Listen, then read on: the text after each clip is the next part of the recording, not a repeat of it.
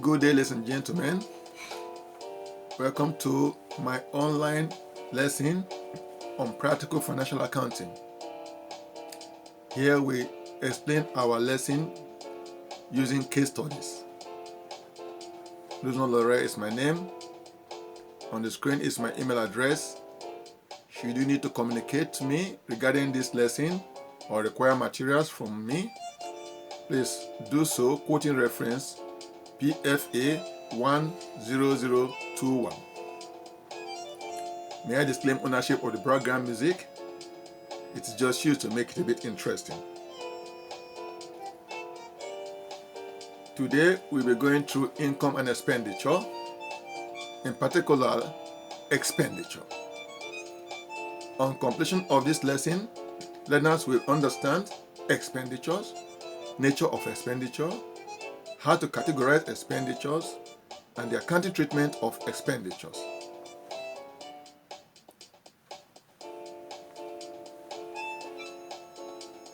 Expenditure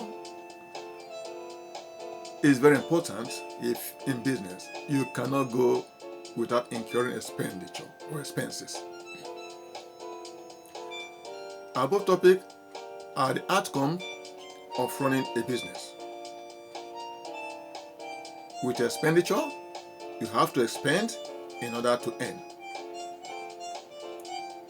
Therefore, the higher expenditure in terms of prudent but calculated expansion for volume, the higher will be your earning, that is income potential. As I'll be dealing with expenditure in this particular lesson, we'll be looking at income in subsequent lessons. Expenditure are the sacrifices entrepreneurs make in order to attract income. One has to sow in order to reap. The image in the middle there shows a natural example of sowing in order to reap. If you need a plant of a good fruit like apple, pear, strawberry, grapes, you have to put in the right seed. You have to sow the right seed, nurture it, water it, and eventually it will germinate and grow, yielding you your desired fruit. So if one put in good effort in terms of resources, in business means like man, money, machine, one will reap good return.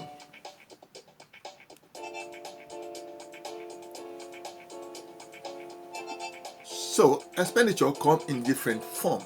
We have capital expenditure and revenue expenditure.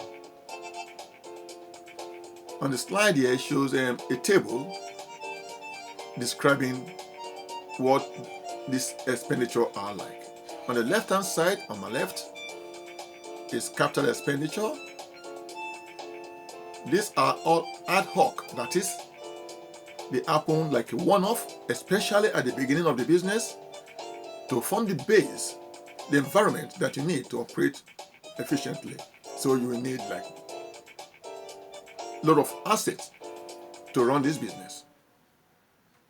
Capital expenditure are therefore money used to acquire, upgrade, and maintain the physical assets such as technology, in terms like computer here,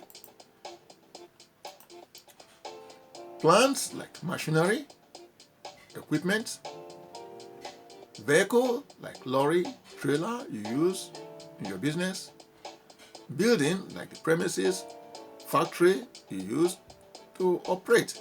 All this form the basis, the convenient base for you to run your business.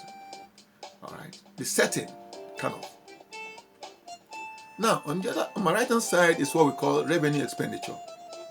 These are the day-to-day expenses incurred in running your business. Okay. In a nutshell, they are money used to meet the ongoing operating costs of running a business, such as paying a worker like salary, stationeries like paper, pen, cartridges, envelopes for communication, things like that, or raw material, especially if you're in manufacturing business, to manufacture your product. So this you incur on a day-to-day basis as opposed to one-off that relates to capital expenditure. Revenue expenditure are incurred on a daily, regular basis. So how do we treat these expenditures? Let's look at capital expenditure, the accounting treatment. These expenditures are initially treated as assets on the balance sheet. That is, you debit the asset account, debit the receiver, and you credit the source, the financer. For instance, maybe it could be loan, hire purchase, or your capital you brought in. They will be credited, and then the asset that is receiving will be debited. On the course of time, they are deducted as depreciation expenses, normally 1 year after acquisition. What do I mean? This asset, as you use them, they run down, they wear and lose value. So this particular loss in value of the asset is the word we call depreciation. We'll be dealing with depreciation on our future lesson. There are various methods of depreciating assets. The bottom line here is this loss in value will be charged in the account, all right, to match the income they help to generate. That's how we treat capital expenditure. Now, for revenue expenditure, the treatment is different. The accounting treatment of this revenue expenditure, they are charged, that is, they are deducted in the income statement of the accounting period as expenses of the business. All right? This is to say, once you incur that expense, rent, rate, light, you charge them in their income statement of that period. Along this again are some expenses which are of non-asset nature. So when you kind of repair a non-current asset, the expenses incurred on this non-current asset, maybe to bring them back to their original condition, maybe if they damaged. These expenses are also charged in that cost statement at the same period. They do not add value to the asset because they are merely bringing them to their original condition. So they don't have to increase the asset in the balance sheet. We write them off in the year or the period they are incurred. Now let's use a case study 2, to explain what I've just gone through. Mark, business to be used. Mark started in business as a cobbler on 1st February 2020. He brought in his personal antique shoe rack, probably handed over to him by his dad, valued at $1,500. He also brought his personal computer, valued at $2,500, to be used in the shop. This value must be expert value, not your gut-feeling value. Okay? Expert value or the market value at that time. Any other thing may be queried by the inland revenue. His bank loaned him $20,000 at 5% yearly interest rate on outstanding balance at the end of the year. Very generous loan. Means that he only has to pay interest on the outstanding balance at the end of the year. The bank might be helping him or encouraging him to be in business.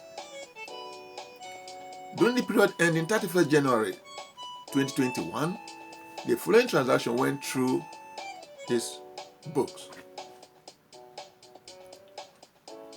Bank transaction for the year, if undated, were shoe machine acquired 1st of February 2020. This one is dated 1st of February. At the beginning of the year, he bought a machine for $4,000.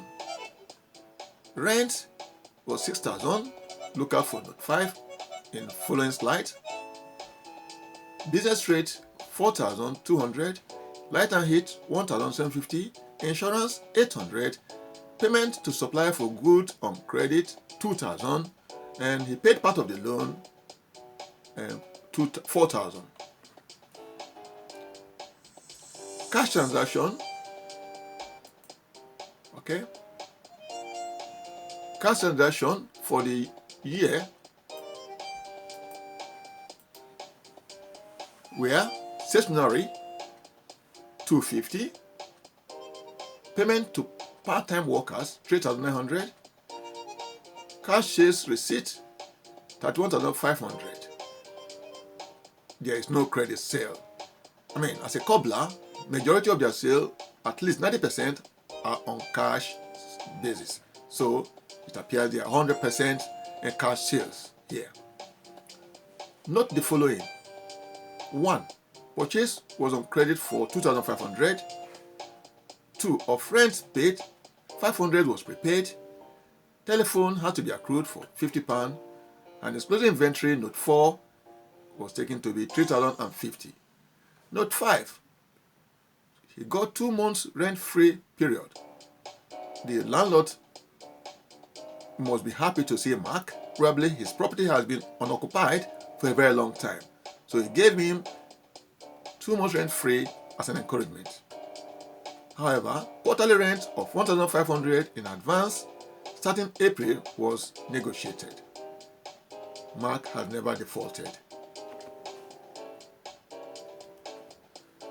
You are now required from this case study to categorize all the accounting items in this material or scenario according to whether they are capital or revenue by nature, and stating your reason for so categorizing them.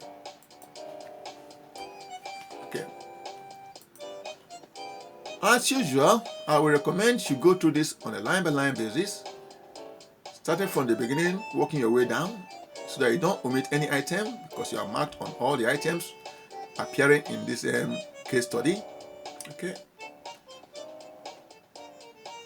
Making sure that all mentioned there are listed, and if they are not capital or they are not revenue, whatever, make a note, like let us know what your opinion about them are. I will recommend again that you set up a table, probably in 3 columns. The first column could be the item on the headed item.